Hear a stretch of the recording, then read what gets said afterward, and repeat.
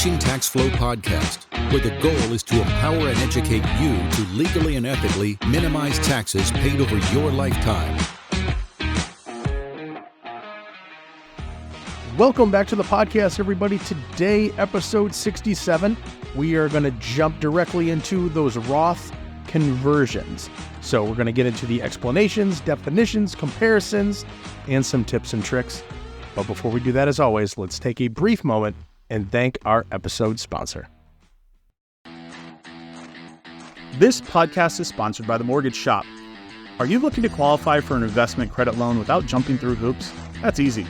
They have loans with LTV up to 89.99%. Exploring their products and discovering how they can work for you is simple. Just visit mortgage.shop or call 865-325-2566 and tell them TTF sent you.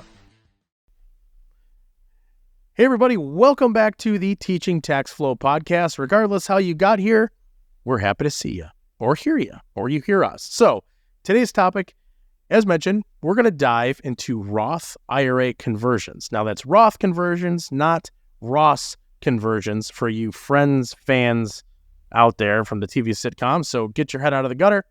Let's talk these Roth IRA conversions with none other than Chris Picciurro. What's happening, buddy? How are you?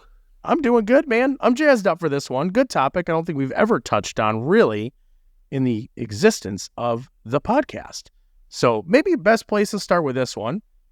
Just give us a little definition. What exactly is a Roth IRA? And then we'll talk about converting these little puppies.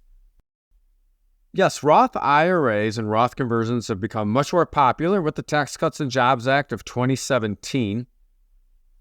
The reason for that is that we are in the golden era of tax, in my opinion. So we have the lowest marginal tax rates that we've seen, at least in my practicing lifetime, which is over 20 years, and quite frankly, the foreseeable future. Now, a Roth IRA or a Roth retirement account, so let's broaden that scope. A Roth retirement account is similar to an IRA or a 401k in so fact that the account itself is geared towards retirement. The big difference is that with an IRA or a 401k, when you contribute money into that account, you receive a deduction on your tax return. So that money's going in what we call pre-tax. That money is growing within the account tax-deferred. So if you put in $1,000 today and that becomes worth $4,000 in the future, that growth of $3,000 is not being taxed as it grows. With a Roth IRA, it's a little or with a traditional IRA or normal 401k plan, when you take, let's use my example of you put $1,000 in, when you take that $4,000 out, great, you just quadrupled your money. Yet, that's all taxable. It is all taxable at whatever your marginal tax rate is the year you take it out. And for many people, that could be a sneaky high number because in general, that money comes out at 59 and a half years old or later in life. Again, there are some exceptions. Yet you might be drawing Social Security, which could be taxable. You could have pensions, et cetera, et cetera. So that's the traditional or the normal 401k. Here's how Roth differs. Roth, you put the money in. You do not get a deduction for it today. You put the $1,000 in. The $1,000 grows to $4,000. Yay, no tax. It's still tax deferred. But the trick is when you take the money out as a distribution, it's tax free as long as it's a qualified distribution. So that is attractive, obviously. And that's why Roth IRAs have become more popular because we feel like marginal tax rates in general are going to go up. It's been very popular because a lot of business owners and real estate investors have had less taxable income because even though they might be making cash flow, one of the three laws of teaching tax flow is cash flow and tax flow are not the same thing, but they might have a positive cash flow, but they may have used like a cost segregation study or some type of bonus depreciation to reduce their taxable income. So in that case, my taxable income is pretty low this year. I want to put money into the Roth. So that's the difference between a Roth retirement account and a traditional retirement account. You could say Roth IRA, traditional IRA. There are Roth components to many employer-sponsored retirement accounts, like 403Bs, 401k plans, 457 plans, depending on where you work. But that's a 30,000-foot view of the Roth. I will say this. In my example, you would say, well, that's a no-brainer. Just put the money into a Roth. That being said, if you're in the 20% marginal tax bracket, you've got to think about if I put $1,000 in a traditional IRA and it grew to $4,000, the equivalent of that's only $800 into the Roth. And if that $800 quadrupled, what would you rather have? $4,000, but you're going to pay tax on all of it when you take it out? Or $3,200 and you don't pay tax on it at all?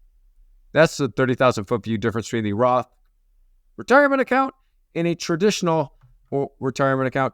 The assets that you own in those accounts is a common question we get in our private Facebook group, Defeating Taxes, and just in the Teaching Tax Flow community is, if you want to own ABC Mutual Fund, or I want to do a self-directed account and buy a piece of vacant land on speculation, you can still do that in a Roth and a traditional.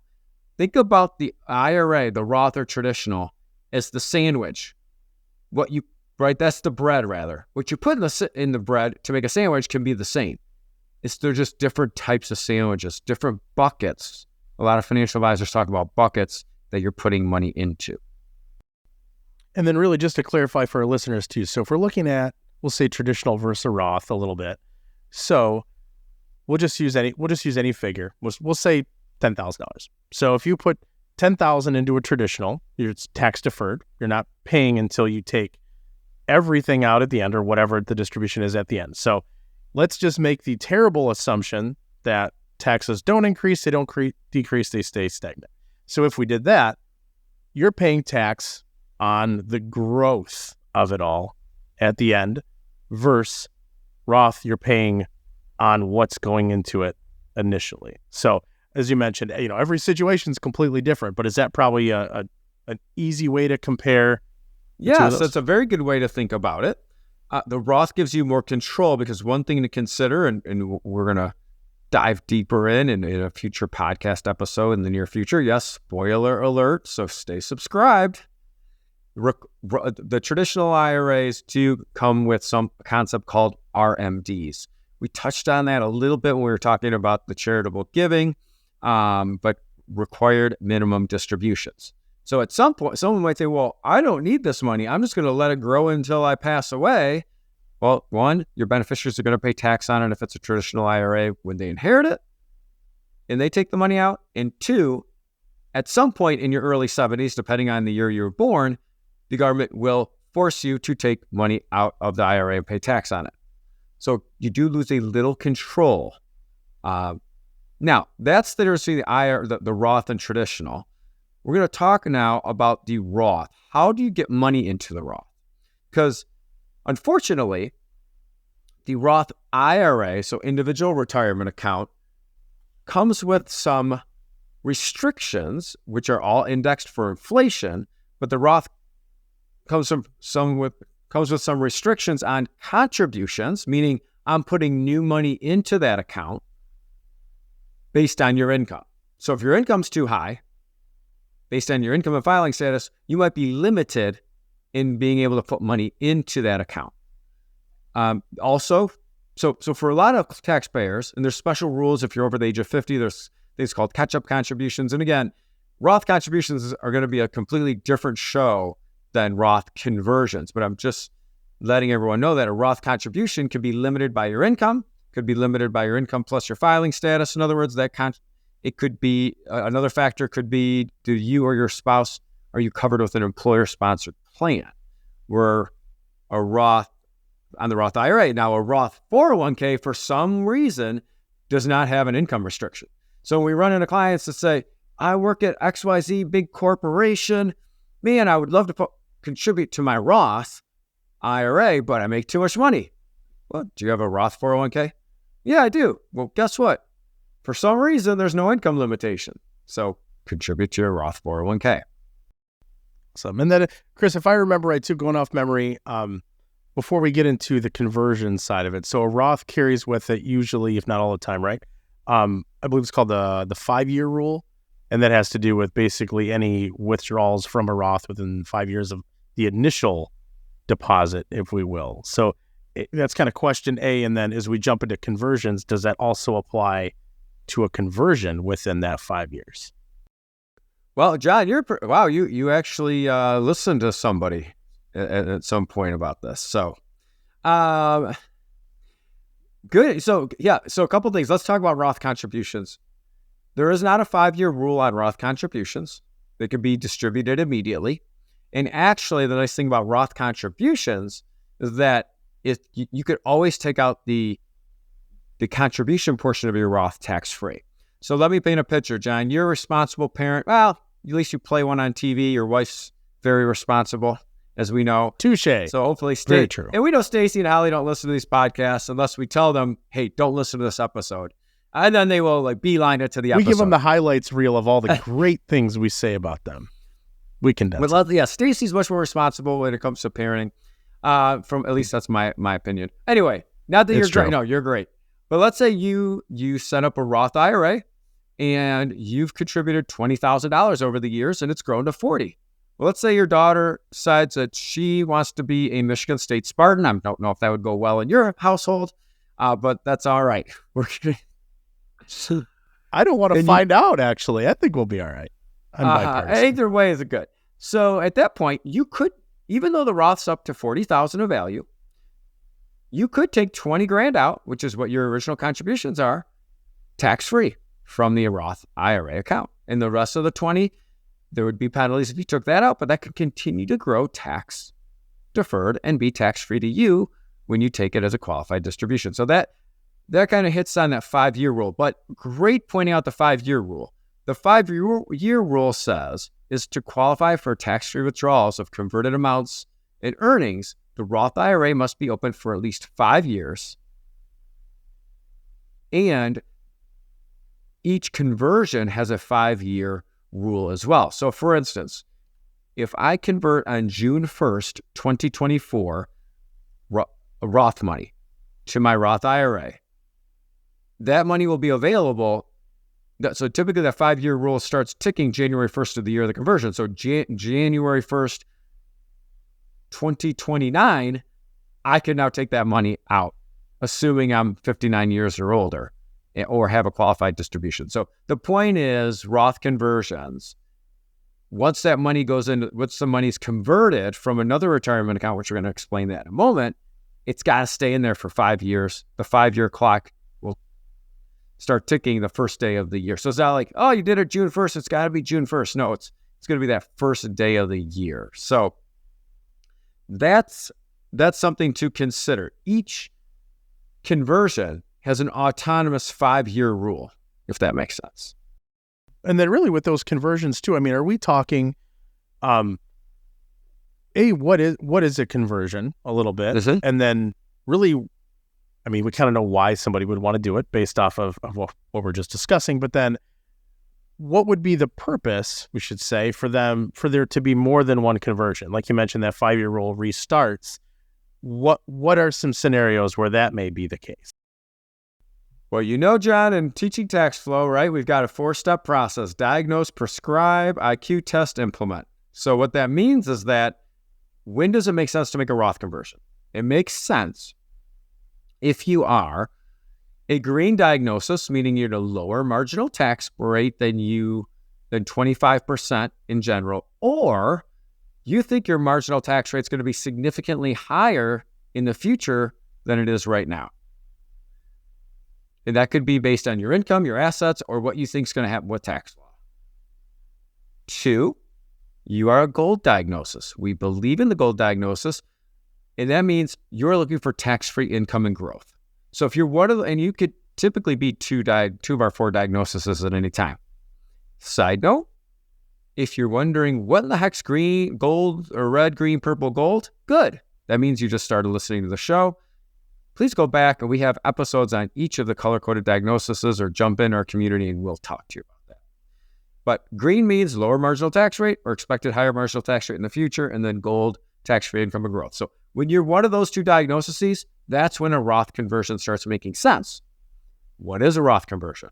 Well, what a Roth conversion does is it takes money in your retirement account that's pre-tax, so that could be an IRA, 401k, 457 plan, and moves it to a Roth account. So John, let's say you had $10,000 in your traditional IRA, and you thought, well, I'm going to win the lotto in 2 years, so I'm going to have a lot of assets, a lot of income. And I want to get that into my Roth so it grows tax-free. You could then take the $10,000 and convert it from that traditional IRA to a Roth. That means that the money doesn't come into your pocket. You're working with a financial advisor or a financial institution to say, convert that $10,000 to a Roth.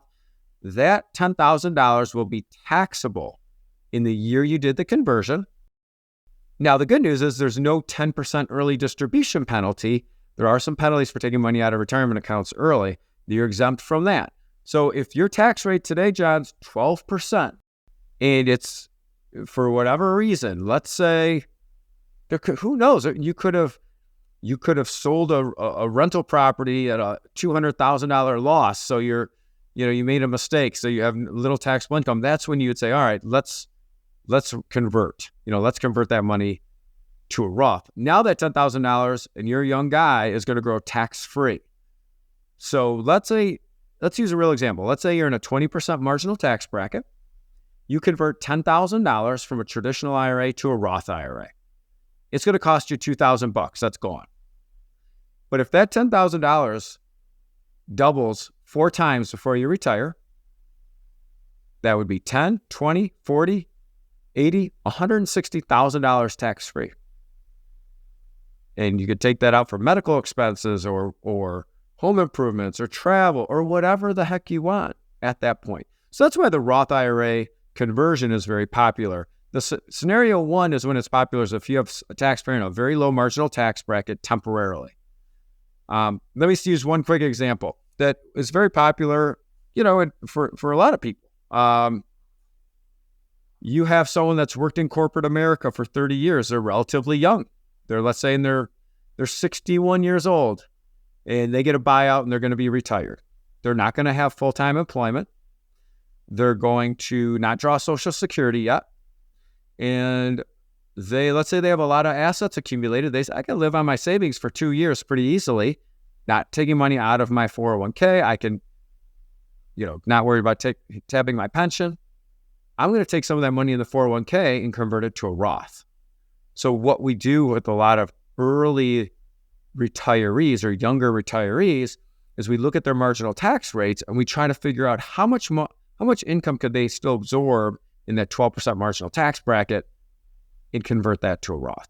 And then we mentioned too, multiple times, a little bit earlier on and then just a moment ago too, talking about penalties. So without going into a lot of detail on it, are these something that are kind of standard penalties for specific actions? Is this something that is the IRS saying, nope, we're gonna act on these penalties that are out there because we don't want you taking the money now? It's obviously for future use.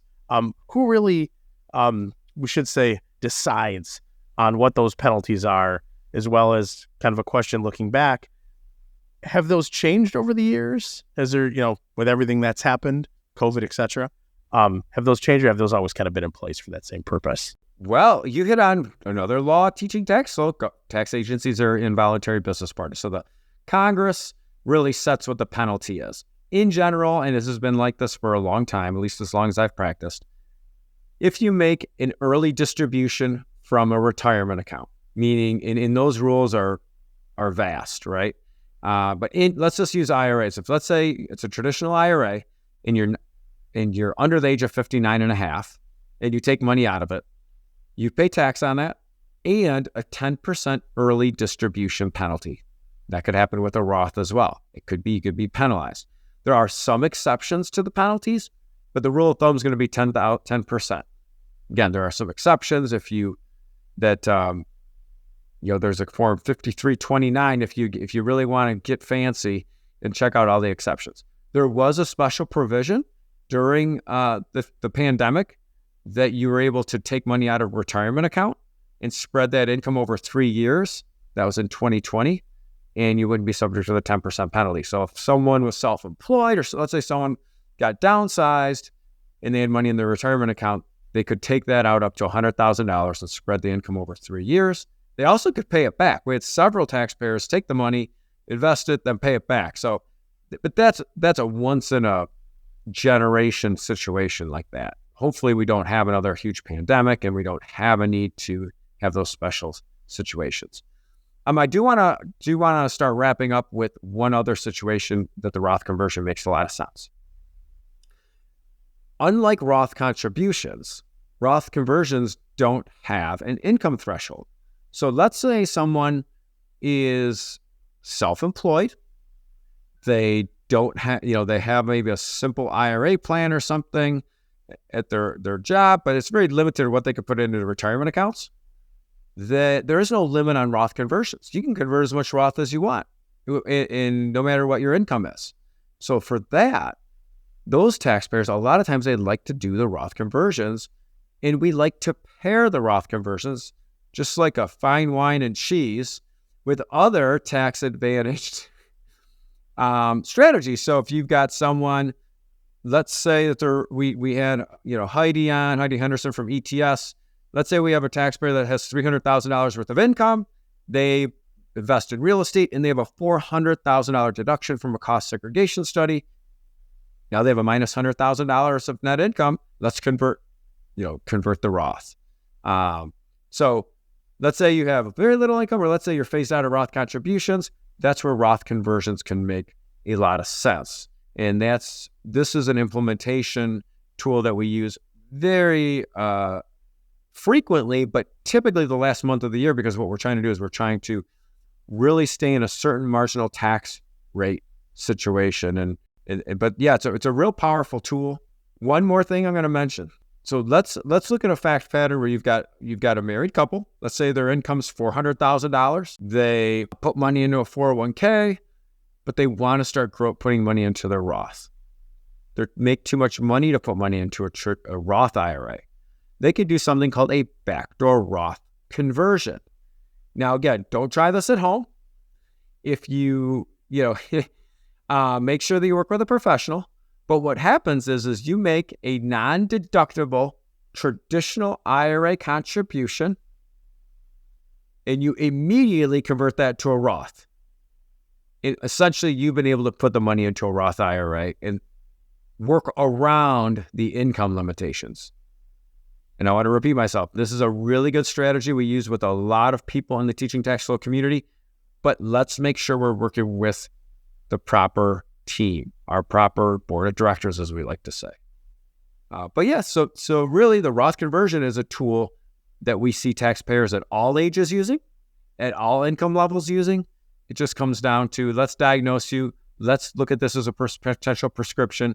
Let's make sure it makes sense for you. John, you made a great point. If someone's a or early retiree and they're 62, we have to keep in mind the 5-year clock. But also we keep in mind that any money they put into the Roth or convert to the Roth won't be subject to those required minimum distributions. So that's why this is a great tool. And we wanted to do this episode because it applies to many different income levels, many different ages, many different situations. Excellent as always. And they're to put out the disclaimer out there that no financial advisors or tax professionals were injured during the making of this podcast that we know of. However, Chris, you did answer my last and final question for you, obviously, last and final being the same thing.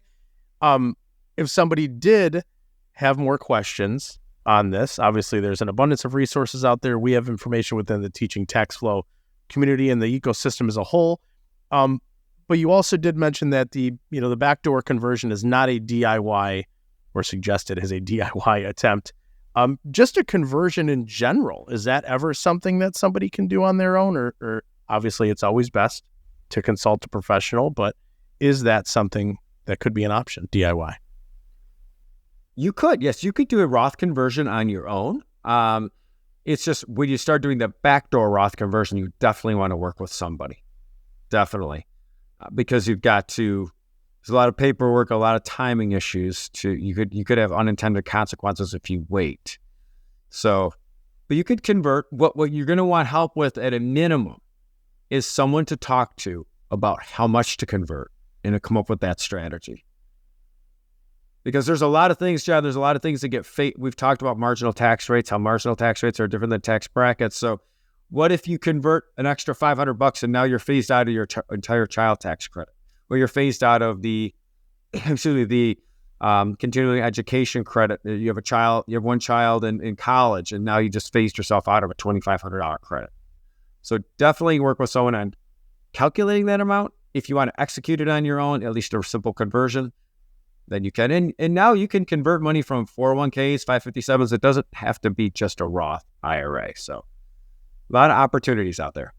And that's a great place to close at too, Chris. You mentioned a couple things there, a couple examples. You mentioned about phasing out. A lot of taxpayers, I'd probably say 99.99% of them probably don't know what those limitations are or issues like that. And that's why you guys are obviously tax pros and financial pros. So let's close out on that. We don't want to get too far into the weeds on some other stuff. I know we can always go on this forever and ever.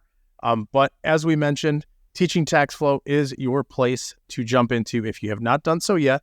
Plenty of resources, plenty of contacts. We're always here to reach out. So, new topic coming up next week, completely unrelated to this, but somehow tied in. So until then, as we always like to say in my radio voice, same time, same place, next week, back here on the Teaching Tax Flow podcast. Have a great week, everybody.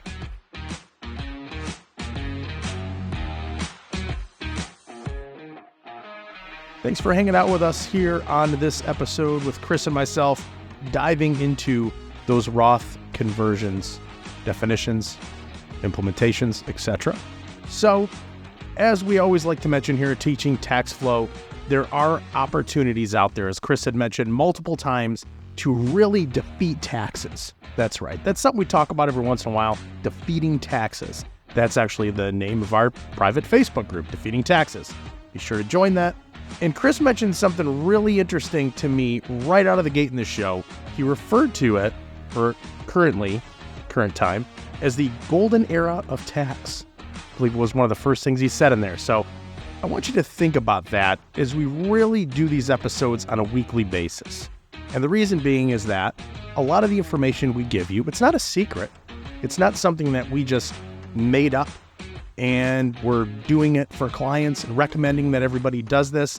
It's not that at all. In fact, we are basically just outlining and simplifying these tidbits, or these little knowledge nuggets, if we will, on how you can really own your tax situation. So really taking the mystery, a lot of the worry, if we can, out of taxes, and really just putting the ball in your court as far as for owning that relationship with the IRS. So a lot of us are, bred and raised to kind of fear the IRS in a sense, thinking that, they walk around with firearms and badges and they're going to come lock you up. Sure, Al Capone had a different experience. Hopefully, you guys don't experience the same. But again, our goal here is really just to simplify and get as much knowledge as we can in front of you to consume and do with it as you will. We always mention as well, you'll really lean on your board of directors. It's another show we've done earlier on. We reference a good bit, but really your tax professionals, or if you are a DIY individual when it comes to taxes, our goal is to really make you the smartest DIYer out there. So think of us as your tax professional. So enough about this one. I know I went on a little bit of a tangent here, but all with good intention. So we will see everybody back here next week. Little teaser. We are actually going to talk about the IRS. So be sure to subscribe to the podcast if you haven't yet, and we'll see you right back here next week. The content provided is for educational purposes only. We encourage you to seek personalized investment advice from your financial professional. For all tax and legal advice, please consult your CPA or attorney.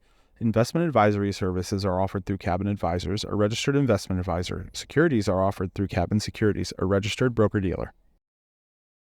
The content of this podcast does not constitute an offer of securities. Offerings can only be made through an offering memorandum, and you should carefully examine the risk factors and other information contained in the memorandum.